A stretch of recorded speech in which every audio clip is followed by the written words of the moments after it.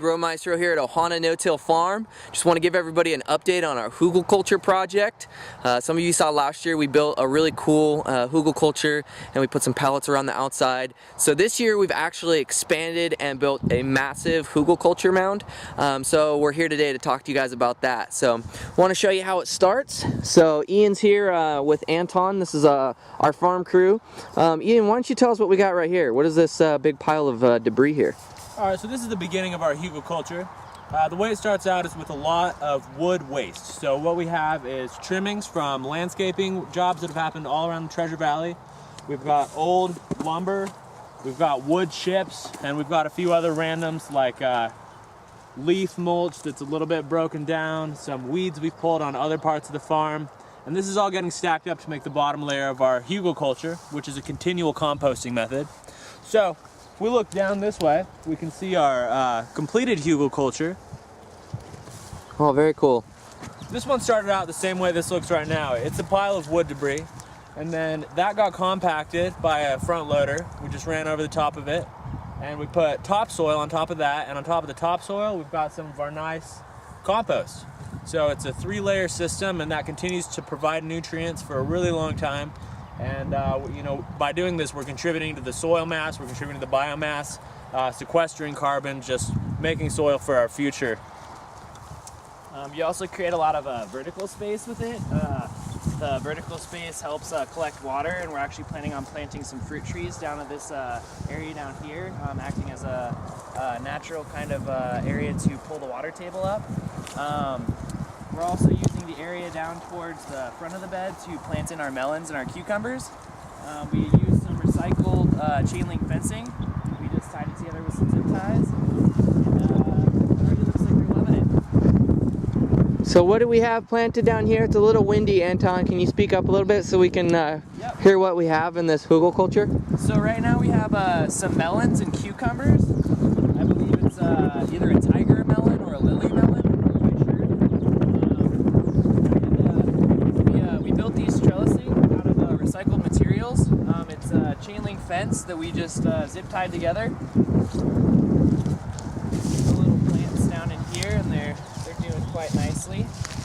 And they'll actually grow up the trellising and be a lot easier for us to pick. And then that actually provides some shade underneath the trellising, so we can grow other crops in there through the hot summer months with a little bit of added shade. So should we maybe show our friendly neighborhood farmers and all the viewers what our last Hugelkultur project looks like, the one that we built last year? Definitely. Yeah, so this one here runs, what would you guys say, how far does this one run? Maybe like an acre and a half? It's pretty long. Yeah. Give you the full view here. It runs almost the So full we started length of the property. All the way down It's there. probably about 200 feet. maybe 15 feet wide, 20 feet wide at the base, and probably maybe 10 feet wide at the top.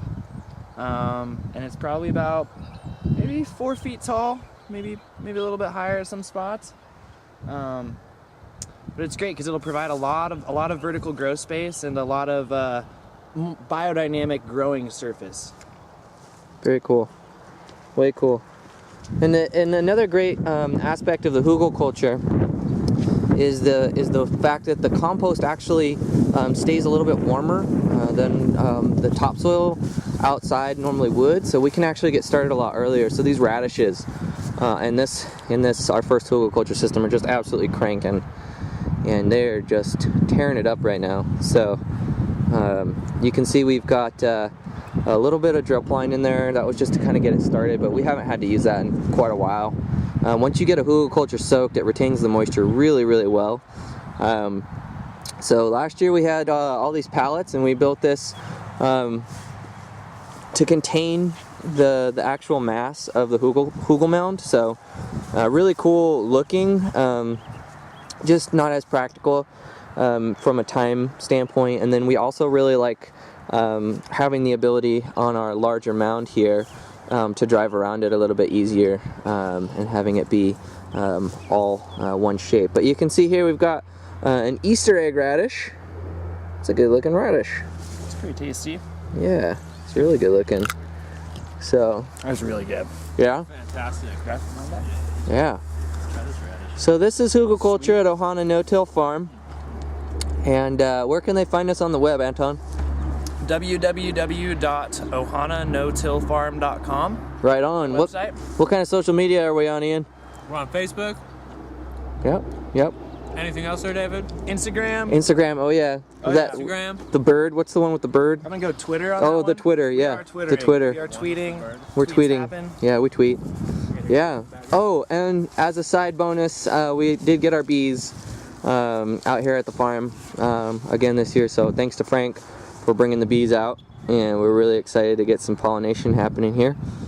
So got to create that habitat. So what a great way to do it with the Hugelkultur. So later on this season, we'll be giving you another update. This whole Hugelkultur here is going to have melons hanging down over the sides. So that's the next phase of planting for this is probably going to be lily melons and some more tiger melons, and then a really cool cantaloupe that we have as well. So we appreciate you watching, and we'd love to have you out at the farm anytime. As always, we're 100% open source. We're always here. Shoot us a call, shoot us an email, find us online, and happy gardening.